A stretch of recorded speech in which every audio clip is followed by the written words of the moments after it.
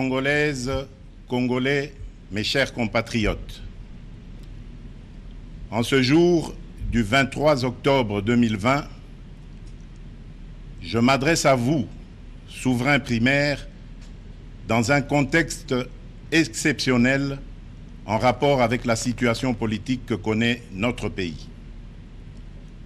Ce contexte de fragilité de notre pays, de même que les résultats électoraux de janvier 2019, nous ont forcés à élargir nos rassemblements pour nous unir au-delà de nos familles politiques traditionnelles.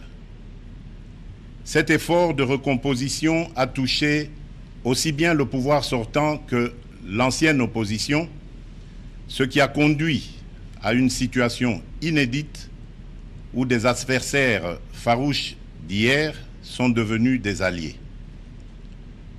Nous avions choisi de gérer le pays au sein d'une coalition qui semblait constituer la solution idoine pour sortir le pays de ces différentes crises récurrentes et préserver ainsi les acquis de l'alternance.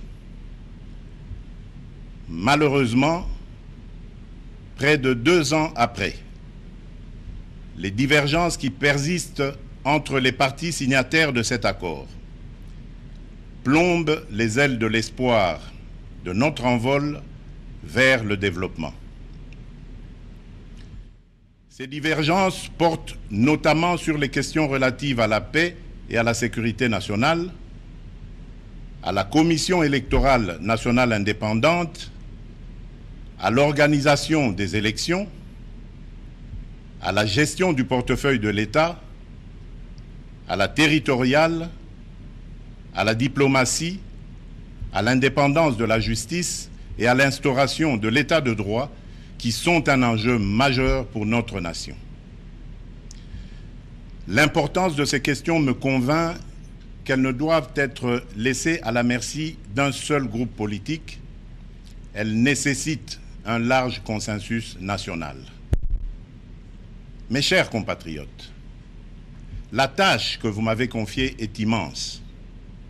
Elle comporte dans l'urgence les objectifs ci-après. Rétablir la paix là où elle est compromise et la consolider là où elle existe. Construire la démocratie. Organiser des élections crédibles dans les délais constitutionnels. Renforcer l'état de droit. Bâtir nos infrastructures. Assurer la santé à nos populations. Garantir l'éducation de nos enfants.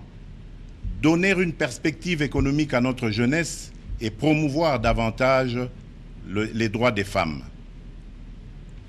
Face à l'ampleur de ces défis, le peuple n'accordera aucun pardon à ceux qui, dans la classe politique, s'évertueront à créer ou à entretenir des entraves au progrès, animés qu'ils sont par une simple stratégie de survie politique ou de positionnement individuel, par la haine tribale, la rancœur ou par la poursuite de la prédation en toute impunité.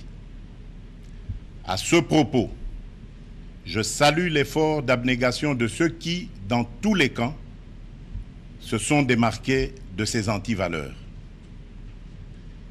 Mes chers compatriotes, l'état de droit que nous voulons vient d'être conforté par la prestation de serment de 3 juges constitutionnels, ce qui désormais assure à cette juridiction un fonctionnement régulier. Mes chers compatriotes, la restauration de l'état de droit dans notre pays n'est pas un leurre, mais le fruit d'une volonté politique, du reste coulée dans un programme de gouvernement tel qu'adopté par le Parlement. Il demeure vrai que sa mise en œuvre énerve certains nostalgiques, habitués à l'impunité et au traitement de faveur. Ceci étant, le partage des valeurs liées à l'état de droit et à la justice constitue la condition sine qua non de tout partenariat aux actions de mon mandat. Mes chers compatriotes, chaque année, plus de 2 millions d'enfants congolais naissent et s'ajoutent au nombre déjà important de notre population. Nous sommes individuellement et collectivement responsables de leur destin. Nous ne pouvons laisser leur avenir à la merci de pesanteurs ou écueils inhérents aux pratiques politiciennes qui retardent ou affaiblissent la réalisation du programme pour lequel vous m'avez élu. En tant que chef de l'État, représentant de la nation et symbole de l'unité nationale, j'assure par mon arbitrage, en vertu de l'article 69 de la Constitution, le fonctionnement régulier des pouvoirs publics et des institutions, ainsi que la continuité de l'État. Je réitère l'engagement de mon serment de ne jamais faillir à cette mission sacrée et de ne jamais trahir le Congo. Je ne laisserai aucun engagement politique de quelque nature que ce soit primer sur mes prérogatives constitutionnelles et sur l'intérêt supérieur du peuple congolais. Je ne transigerai avec les intérêts supérieurs de la nation. Je ne céderai jamais la moindre portion de notre souveraineté nationale. Je ne ménagerai aucun effort pour préserver la paix et l'unité nationale. Eu égard à ce qui précède, et considérant que le salut du peuple est la loi suprême, j'ai décidé d'entamer dès la semaine prochaine une série de contacts visant à consulter les leaders politiques et sociaux les plus représentatifs afin de recueillir leurs opinions à l'effet de créer une union sacrée de la nation autour des objectifs précités. Ces consultations visent la refondation de l'action gouvernementale autour des principes de participation à la gestion du pays. À l'issue de celle-ci, je reviendrai vers vous dans une nouvelle adresse pour vous faire part de mes décisions qui n'excluront aucun cas de figure. Debout, Congolais, prenons le plus bel élan pour un Congo fort, libre et prospère. Que Dieu bénisse la République démocratique du Congo.